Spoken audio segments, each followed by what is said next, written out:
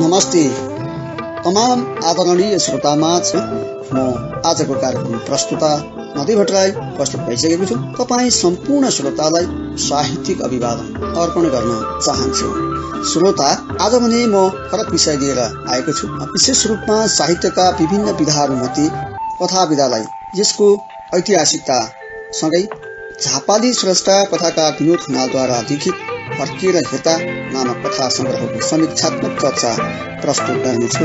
यो आधा घण्टाको बसाइमा मेरो हातमा एउटा कथा संग्रहको पुस्तक छ, जसमा जम्मा 23वटा कथाहरूमध्ये कथाको तत्त्वको आधारमा केहीको मात्र समीक्षा गरेको छु, जुन झापाबाट प्रकाशन हुने जनआन्दोलन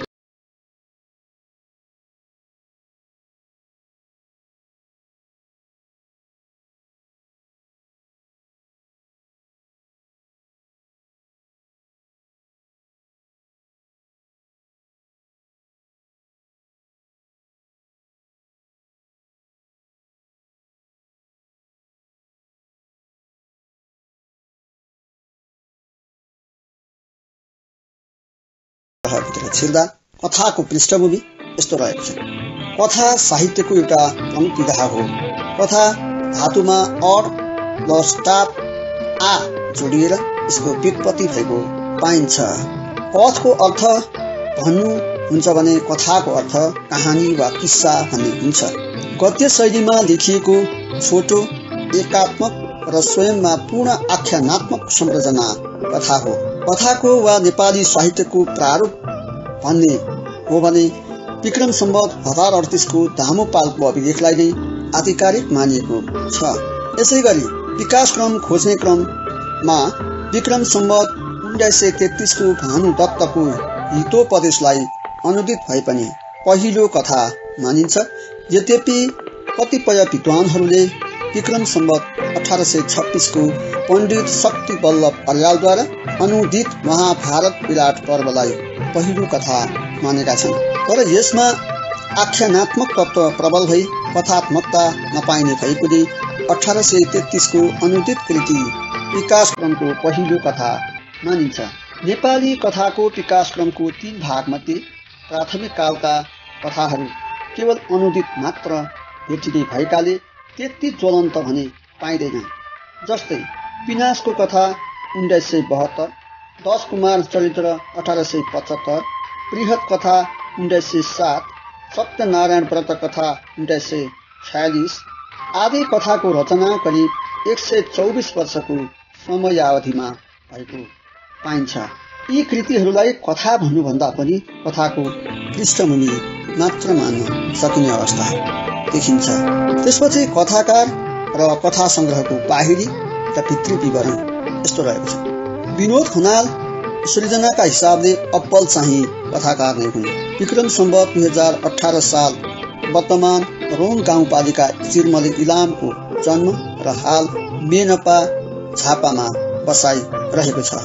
केही हास्य व्यङ्ग संग्रह र तितो मिठो र छालहरू कविता संग्रह प्रकाशोन्मुख रूपमा छन्। यद्यपि चौतारी कथा 2072 वैशाख सार्वजनिक भएपछिको पाठकको सुझावलाई स्वीकार गरी फर्किएर हेर्दा 2075 श्रावण पनि सार्वजनिक भइसकेको छ। भद्र र शालीन व्यक्तित्व, एक कुशल प्राध्यापक हुन् विनोद खनाल। करिब करिब वर्तमान समसामयिक धारा यथार्थवादी समसामयिक धारा अन्तर्गत विनोद खनाललाई भेट्न सकिन्छ। कथाको वा पुरै साहित्यिक फाँटमा विनोद खनाललाई स्वर्गीय पिता माताद्वय मनोरथा तथा हरिप्रिया खनाललाई संसारकै प्रिय भगवान मान्दै सहयात्री कृष्ण अधिकारी खनालको साथमा छोराद्वय विज्ञान र विवेकको अभिभावकत्व निर्वाह गर्दै जीवनका रथ दौडाइरहेका छन् कथाकार विनोद खनाल। करिब आधा दर्जन साहित्यिक संस्थामा आबद्ध भई केही सम्पादनका साथमा सम्मान तथा कदरपत्र समेत ग्रहण गरिसकेका खनालका प्रकाशित हुन बाँकी रहेको कृतिहरू भने निम्न छन्। छालहरू कविता संग्रह, तिता मिठा हास्य व्यङ्ग संग्रह, समय समयका अभिव्यक्तिहरू निबन्ध संग्रह रहेका छन्। फर्किएर हेर्दा कथाहरूको एउटा संग्रह हो। यसको बाहिरी आवरण अत्यन्तै सुन्दर र शोचनीय तथा शोभनीय देखिन्छ। हिमाली पछ्यौरीमा पहाडका नागबेली पक्की बाटोहरू, पहाडी चरित्र निर्मल भई बगेका झरनाहरू क्रमशः पहाडबाट तराईसम्म फैलिएको एउटा हो। साँच्चै अनुकरणीय लाग्छ। हिमशैलबाट सुरु भई बगेको नेपालकै मानवेत्तर यवन लज्जा भाव भित्री मधेस हुँदै तराईको सम्म भूभागमा गएर मनोचित्रको रूपमा परिणत भएको देखिन्छ। अनुमान गर्न खोज्दा लेखकीय आदर्शको रूपमा चिरमलेको पाखा भित्ताबाट र रम्भ्याङ तथा सलकपुरको बीचमा अनवरत बगिरहेको निन्दा खोला र झरना हुन सक्ने अनुमान गर्न सकिन्छ। आवरण चित्र पनि कृतिको एउटा छुट्टै अस्तित्व हो जस्तो लाग्छ। अझ यहाँ चित्रहरूले एक अस्तित्व बोध गरेको चाहिँ लाग्छ। एकजना भद्र र शालीन व्यक्ति एक तले पक्की घरलाई केन्द्र बनाएर फर्किँदै गरेको, घरको छतमा दुई काग सम्मुख रहेर कराइरहेको, तलतिर श्रृङ्गारमा एक व्यक्ति चिन्तित मुद्रामा गालामा हात लगाएर पछुताइरहेको, उसैको अगाडि बाढी बगिरहेको, सडकमा अत्याधुनिक यातायातको साधनहरू प्रशस्त रहेको, केही हेर्दा सुन्दर र स्वतन्त्र लाग्ने पन्छी घरबाट उडेर जाँदै गरेको, घरको वरिपरि धानबाली पाकिरहेको, घरको अवस्था जीर्णोद्वार रहेको, मौसम आत्यो पान्त सफा रहेको सायद हिउँद हुनुपर्छ। यी र यस्ता मनोचित्रका सहयात्रीहरू कथाको पहिलो बाहिरी आवरणमा रहेको हुँदा र दोस्रो आवरणमा स्वयं कथाकारको बायोडाटा सुन्दर शालीन ढङ्गमा प्रस्तुत गरिएको छ। वास्तवमा यी भई पुस्तकको बाहिरी आवरणको मैले चर्चा गरेँ। यसपछि पुस्तकभित्रका केही पानामा पुस्तकभित्र नेपाली व्यञ्जनवर्ण गबाट चसम्म क्रमशः कथाकारका छोरा विज्ञान खनालको प्रकाशकीय आफ्ना कुरा र विषय सूची रहेको छ भने साथमा पृष्ठ संख्या 1 देखि 127 सम्म लामो रूपको कथा 22 वटा र बाँकी पृष्ठ संख्या 129 देखि 132 सम्म 5 वटा लघु कथा समावेश भएको पाइन्छ। क्रम संख्या अनुसार जम्मा 23 वटा कथाको फैलावट विषय सूचीको पृष्ठ संख्या 128 राखिए तापनि यथार्थमा 1 देखि 132 सम्म यसभित्रको रचना क्षेत्रको फैलावट रहेको पाइयो। लामा कथाहरूको सन्दर्भमा करिब 3 पृष्ठदेखि 7 पृष्ठसम्म र क्रम संख्या 16 देखि 18 को कथाहरू क्रमशः एउटा कथा यस्तो र बत्ती बलेपछि हामी क्रमशः 24 र 20 पृष्ठसम्म फैलिएको देखिन्छ। यस कथा संग्रहमा करिब क्रम संख्याको हिसाबले जम्मा 23 वटा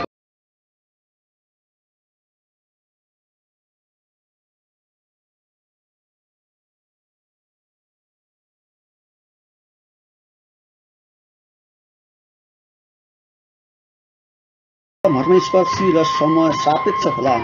सायद यसमा पनि 3 वटा कथा क्रमशः सार्थक सपना, नियति र आड भरोसा लीला लेखनमा वा विनिर्माणवादमा आधारित भएको भन्ने लेखकीय सूचना रहेछ। यिनका कथाको केन्द्रीय भाव जे होला, तर लीला लेखन वा विनिर्माणवाद एउटै चाहिँ पटक्कै होइन। शास्त्रीय मान्यतामा आधारित पूर्वीय दर्शनलाई लिएर एउटा किनारबाट सुरु हुन्छ, न कि पुरानालाई छाडेर वा पुरै नयाँ भएर। तर पाश्चात्य दर्शनको दृष्टिकोण मात्र बोकेर अर्को किनारबाट विनिर्माणवाद अघि बढ्छ। हेर्दा उस्तै उद्देश्य दुवैको हुँदा हुँदैको छोडेर नयाँ खोज्नु नै हो, तर गन्तव्य भने एउटै चाहिँ हुँदै होइन, केन्द्रबिन्दु पनि समान होइन भन्ने लाग्छ। यो मेरो व्यक्तिगत ठम्याइ पनि हो।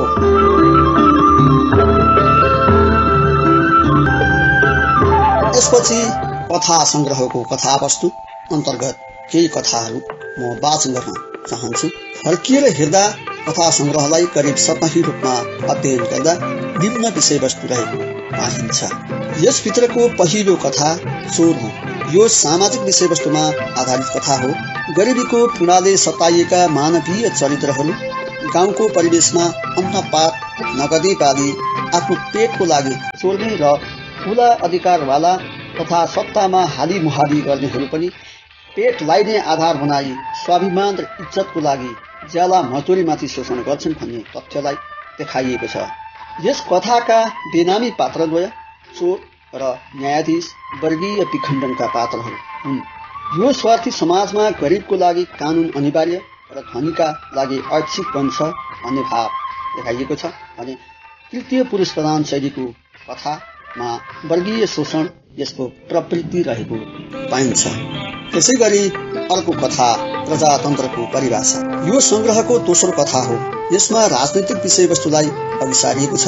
यो कथा नेपालको करिब 46-47 सालतिरको प्रचलित कानून अनुसार निर्दलीय पञ्चायती व्यवस्थालाई ढालेर प्रजातन्त्रको लागि मरिबेट्ने प्रजातन्त्रवादीहरूको आभ्यासिक तर उशृङ्खल कामबाट आजित भएका एक निर्दलवादी व्यक्तिको मनोदशा चित्रण गरिएको पाइन्छ। चन्द्रप्रसाद जस्तो पात्र जो प्रजातन्त्रको परिभाषा एउटै हुँदा पनि बदलिन नजान्ने पात्रलाई कहिले सासूको पालो कहिले बुहारीको पालो भन्न लगाइएको छ। तृतीय पुरुष प्रधान शैलीको यो कथा राजनैतिक चेतना यसको प्रवृत्ति रहेको पाइन्छ। त्यसै गरी प्रयत्न। यो कथा द्वैर्थक समाज मनोविज्ञान उन्मुख कथा हो। यसमा उदय जस्तो सम्भ्रान्त पात्रको परिवारमा छोरा र छोरी प्रतिको तुलनात्मक गलत अचेतन मनको विजयपछि जन्मेका छोरा प्रवीणको जीवन प्रति बाबु उदय अनुत्तरदायी भन्नाले भएको घटनाक्रम यसको कथानक मानिन्छ। गाउँमा रक्सी भट्टीमा गई दिन बिताउनु, शारीरिक रूपमा अशक्त भई उदयको मृत्यु हुनु, छोरा प्रवीण पनि उही लतमा फसी श्रीमती सुशीलालाई मारपिट गर्नु, त्यो घटनाक्रमबाट आजित भएका लक्ष्य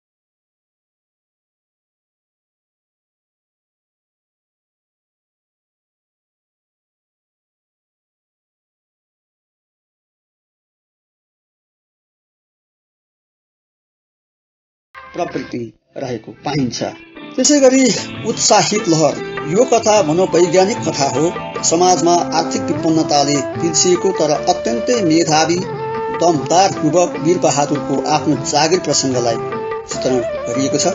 तत्कालीन सरकारी अधिकारी वा प्राज्ञिक मानिएको सङ्घ संस्था र त्यहीका कर्मचारीहरूबाटै देशको भविष्य मानिएको युवा युवतीको भविष्यप्रति अनुत्तरदायी व्यवहार गरेर ऊर्जाशील मनहरूलाई भाँच्ने काम गरेको कटु सत्य देखाइएको छ। तृतीय पुरुष प्रधान शैली र कर्तव्य र दायित्वबोध नबुझ्नु यसको प्रवृत्ति रहेको पाइन्छ।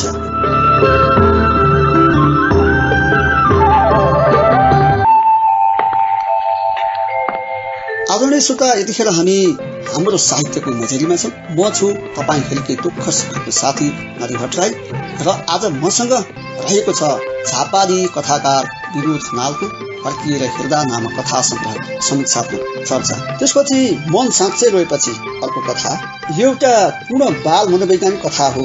लेखकीय आदर्शको रूपमा पारिवारिक पात्रहरू उभ्याएर तयार पारिएको उक्त कथा बाल बालिकाको चेतन मनको भन्दा अचेतन मनको बाल हट ज्यादा प्रभावित वा समवेदित हुन्छन् भन्ने देखाइएको छ। छोराको उमेर अनुसार आमासँग माहौल जान नपाउँदाको विद्रोह भन्दा करालको माथमा मरेको बिरालो प्रति बढी समवेदित भएको घटना देखाइएको छ। तृतीय पुरुष प्रधान शैली र अचेतन मनमाथि चेतन मनको विजय यसको प्रवृत्ति रहेको पाइन्छ। त्यसै गरी अर्को कथा रहेको छ बरफी आएन। यो पनि बाल मनोविज्ञानमा आधारित कथा हो। सधैँ स्कुल जाँदा कुनै प्रलोभनमा परेर रु 1 को बरफ किनेर खाने आदत बसेको त्यो बालक त्यही 1 रुपैयाँले मात्र बरफ किनेर खान सकिन्छ वा अरू पैसाले पनि बरफ किनेर खान सकिन्छ भन्ने उमेरगत धारणाको विकास नभएकोले पनि धेरै जिद्दीपछि रु 1 त पाउँछ तर स्कुल पनि जान्छ। यद्यपि त्यो दिन बरफ फेरि नआएपछिको उसको मानसिक मनोदशा चित्रण गरिएको छ। त्यसै गरी कथाकार विनोद खनालको अर्को कथा रहेको छ सन्ते। यो कथा हेर्दा एउटा समाज मनोविज्ञानमा आधारित जस्तो पनि देखिन्छ। तथा कथित जातीय आधारले उच्च र निम्न जात भनिएको पहाडको एउटा सानो गाउँमा बसोबास गर्ने दुई पात्र म र सन्ते क्रमशः बाहुन र काने हुन्। यसको चरित्रबाट कथा सुरु हुन्छ। यिनीहरूको यात्रा केही समयसम्म बाल सखाको रूपमा अघि बढिरह्यो। अन्धविश्वास रूढिवादी चेतनाको भूतले छोएको दुई पात्रका आफन्त आफ्नो जात र संस्कृति परम्परासँग डराएका थिए। कहिलेकाहीँ सन्तेको आमा मर्नु, बाबुले अर्की श्रीमती ल्याएपछि ऊ प्रतिको सही सद्भाव नदेखाउनु, कान्छी आमाबाट तिरस्कृत भई भागेर अनाथालयको रेखदेखमा सही शिक्षा दीक्षापछि टेलिभिजनको कलाकार बन्नु, उता बाहुनको छोरो म पात्र हुने, जस्ताको तस्तै रहनु र म पात्रद्वारा नै सन्तेलाई टेलिभिजनमा देख्नु यसको कथावस्तु रहेको छ। मान्छेको भाग्य जातीय चेतनामा भन्दा कर्मवादी चेतनामा बढी केन्द्रित हुन्छ भन्ने भावको साथै चोट नभई सृजना जन्मदैन भन्ने भाव पनि उत्तिकै प्रबल भई देखिन्छ। कर्मवादी दार्शनिक चेतना यसको प्रवृत्ति रहेको पाइन्छ। त्यसै गरी अर्को कथा रहेको छ फर्किएर हेर्दा।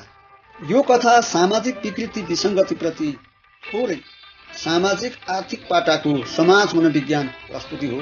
गाउँमा भएका सम्भावित काल्पनिक पात्रहरू डल्ली, च्यान्टी, हुन्टी र उनी जस्ताको बाल सुलभता या अभिभावकको गलत रेखदेखका कारण मानवीय, प्राकृतिक र भौतिक वस्तुमा फरकता देखाइएको छ। लेखकीय आदर्श र सम्पूर्ण कथाहरूको सङ्गालोको एकमुष्ट नाम वा पूर्ण कथा पनि यसलाई मान्न सकिन्छ।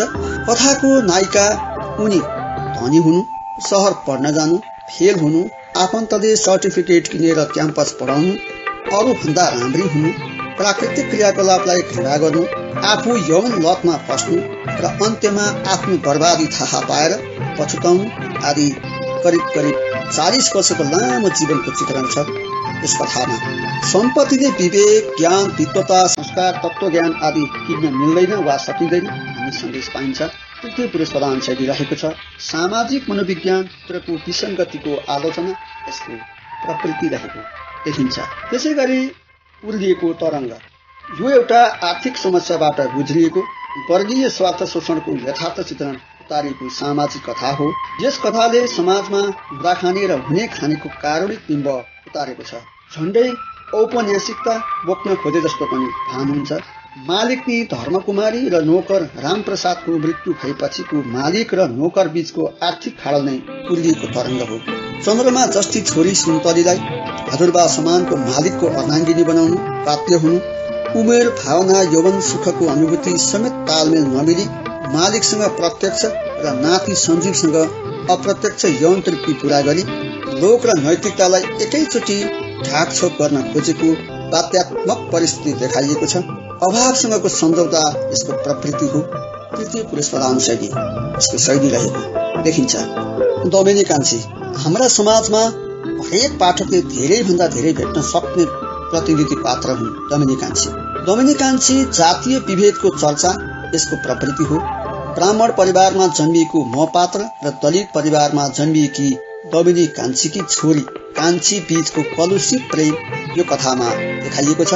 दमाई भएकै कारण मुखियाको छोरोले उसको बुहारी करणी गरी छोरा मरेको वा बाँचेको थाहा नहुँदै गरी गायब गर्दा पनि यो समाज चुप बसिरहन्छ। प्रथम पुरुष प्रधान शैलीमा लेखिएको कथामा रूढिवादी समाजमा अन्याय र अत्याचार विरुद्धको भण्डाको गरिएको यस्तो प्रवृत्ति रहेको छ। त्यसपछि हर्के यस कथामा म पात्र शिक्षक कृष्ण प्रसाद सुवेदीको हीनता ग्रन्थीको चित्रण गरिएको छ। आफू शिक्षक हुनुको दम्भमा आफैले 7 कक्षामा कुटेको र अपाच्य गाली गरेको विद्यार्थी हर्केसँग धेरै वर्षपछि शहरको एउटा भौतिकवादी महलमा भेट भएपछिको कथावस्तु रहेको छ। त्यसपछिको हर्केको गुरुभक्तिले शिर झुकाउनु, आफ्नै उप्रतिको विगतले पोल्नु, BA-MA पढाएका विद्यार्थी बेरोजगार हुनु, आफू शिक्षक भएर पनि प्रविधिमा शून्य हुनु म पात्र कृष्ण प्रसादको कमजोरी देखिन्छ। मनोवादात्मक शैली व्यवहारिक बन्न पढेर होइन पढेर जानिन्छ भन्ने विशेषता वा प्रवृत्ति रहेको छ। बनीलालको व्यथा यो एउटा विशुद्ध सामाजिक कथा रहेछ। 80 वर्षीय बनीलालले आफ्नो समाजमा भविष्यको लागि निःशुल्क गरेको योगदान अनुसार ऊर्जा काटेपछि वृद्धहरूलाई छुट्याइएको निःशुल्क औषधि समेत नपाएपछि डाक्टरले पनि हस्पिटल सरकारी भए पनि औषधि किन्नै पर्छ भन्ने उर्दीको वचनपछि उनकी श्रीमती रामसरी हस्पिटलमै औषधि नपाई देह त्याग गर्छिन्। त्यसपछिको कथावस्तु चित्रण गरिएको छ। हुन पनि इमानदारी तर निरक्षर बनीलाल जस्ता भित्री साहसको जिउँदो प्रतिनिधि पात्र हुन् हाम्रा समाजका लागि। जनताकै रगत पसिना चुसेर बनाइएको हस्पिटलहरूमा निःशुल्कको नाममा आँखामा छारो मात्र हालेको उदाहरण वर्तमान नेपालको सरकारी संघ संस्थाहरूप्रतिको गहिरो खानतलासी मान्न सकिन्छ। तृतीय पुरुष प्रधान शैली सरकारी प्रतिबद्धताको आलोचना यसको प्रवृत्ति रहेको पाइन्छ। र आदरणीय श्रोता, यतिखेर हामी समयको अन्त्यतिर आइसकेका छौँ। त्यसपछि हामी केही कथा वाचन गर्छौँ र त्यसपछि पेटमा तर्खरमा छौँ। अबको पालोमा रहेको छ एउटा कथा यस्तो छ। यो कथा एउटा सांस्कृतिक विषयवस्तुलाई उठाएर उठान गरिएको राखेछ। समाजमा सांस्कृतिक मेला र पर्वहरूमा नाच्ने चलन भएको अपरिपक्व उमेरका दुई युवा युवती भक्ते र सुन्तलीको नाचेरै गन्धर्व विवाह हुन्छ। तर भक्तेको आफ्नै दिदीको देवर सोमसँग करिब 1 महिनापछि सुन्तली पहिला गएपछिको कथावस्तुलाई समीक्षिएको छ। भक्तेको भिनाजु कर्णबहादुर चारी सोल्टी सोमको सहोदर दाजु हुन्, तर यस कथाको नायक भनेकै कर्णबहादुर हुन्। उल्टै पहलमा सालोलाई बिहे खर्च जग्गा बेचरै भए पनि दिलाउने वचन दिन्छन् भने सालो भक्तेको सोल्टिनीसँग माघी विवाह गर्दै र उही महिना भाइ सोमको पनि टिका टालो दिने निर्णय गर्छ। कथा साँच्चै रमाइलो छ। कथाको खल पात्रद्वय सोम र सुन्तली पनि सुध्रिएका छन् भने कथाको नायक कर्णबहादुर र सहनायक लाहुरे बाजेको भूमिका ठूलो रहेको पाइन्छ। कथा पढ्दै जाँदा सांस्कृतिक परिवेश सचित्र आँखामा आउनु, यथार्थ भोगाई महसुस हुनु, सबै पात्रहरू हाम्रै समाजका परिवर्तनीय पात्रहरूको रूपमा देखा पर्छन्। यो पुस्तककै लामो कथा हो। यसलाई तृतीय पुरुष प्रधान शैलीमा लेखिएको छ। सांस्कृतिक चिन्तन देखाउनु यसको प्रवृत्ति रहेको मान्न सकिन्छ। कथा वाचनको क्रमको करिब अन्तिम कथा बत्ती बलेपछि। यो कथा अति यथार्थवादी सामाजिक कथा हो। यद्यपि यसमा समावेश भएका विषय भने परम्परागत धार्मिक नै छन्। धार्मिक स्वतन्त्रतासँग प्रेम, सद्भाव, अभाव, धैर्यता, मित्र, धर्मको यथार्थ र भावार्थको बारे प्रस्ट्याउन खोजिएको छ। बत्ती बलेपछि कथाको मूल पात्र नन्दलालको कान्छो छोरो गंगा प्रसाद र रामसरीको 4वटी छोरीपछि जन्मिएको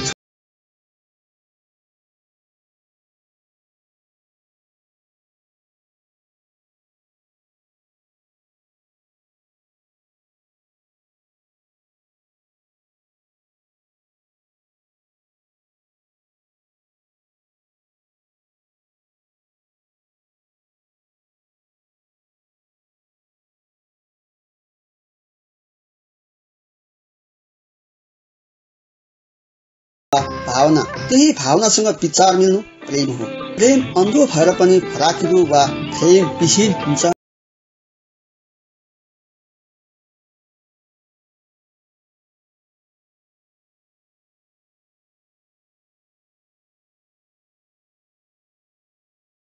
कथाले उज्यालो भविष्यको संकेत गरेको पाइन्छ र यी कथा संग्रह भित्रका बाँकी पात्र विधान, परिवेश, भाषा शैली यस्तो छ। पात्र विधान। कथाकार खनालका कथा संग्रह फर्किएर हेर्दा पात्रका आधारमा, पात्र प्रयोगका आधारमा विषम संरचना पाइन्छ। सहायक र प्रमुख पात्र साथै मानवीय, मानवेतर, निर्जीव पात्रहरू पनि प्रयोग गरिएकोले गर्दा कथाको उचाइ र सुन्दरता गहन बन्न पुगेको छ। जस्तै चन्द्रप्रसाद, लक्ष्मी, प्रवीण, बिरालो, पराल, टोपी, गाईकोट, जुलफी, लामखुट्टे, चिभी, डल्ली, च्यान्टी, भुन्टी, सुन्तली, गंगा प्रसाद, कोदाली, पाखाबारी, खेत, टोयलेट, मोबाइल, मन्दिर, गंगा प्रसाद आदि अतुलनीय यस्ता पात्रहरूद्वारा कथा सजीव भएका छन्। त्यसैगरी परिवेश। प्रस्तुत कथामा प्रयोग भएको परिवेशहरू कथाकारको ससुराली गाउँ, पहाडी भागदेखि लिएर करिब नेपालका प्राय सबैजसो हाम्रै गाउँठाउँको पात्रहरू भेटिन्छन् र त्यहीका परिवेशहरू समेटिएका छन्। अपवादमा कुनै पात्रहरू अन्तर्राष्ट्रिय भूमि, भारत,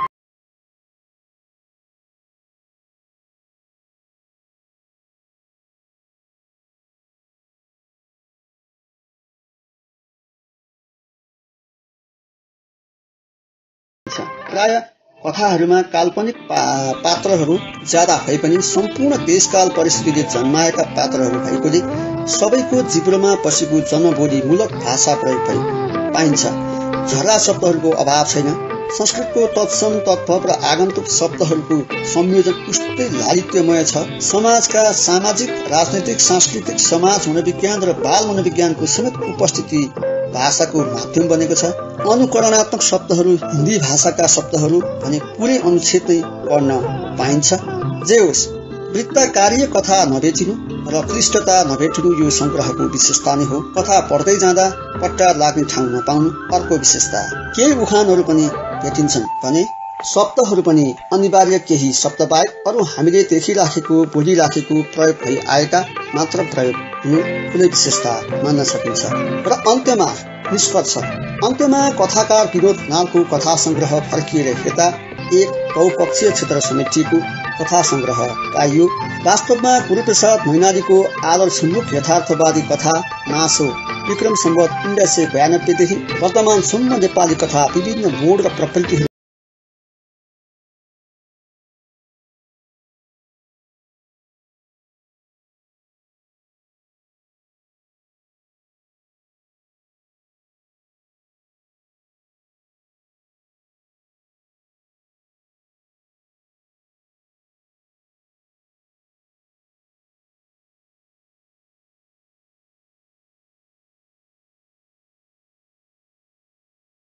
वासनामा फरक पर्ने हुन्छ।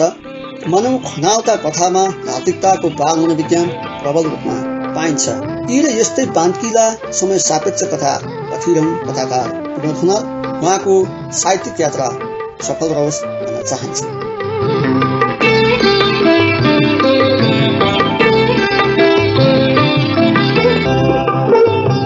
यसरी मैले आज एउटा कथा समीक्षा वाचन गरेँ। सुनेर साथ दिने सम्पूर्ण श्रोतालाई पनि हार्दिक धन्यवाद भन्न चाहन्छु। आज मैले झापाली साहित्य संस्था कथाकार विनोद खनालको फर्किएर हेर्दा नामक कथा संग्रहको समीक्षा वाचन गरेँ। कस्तो लाग्यो?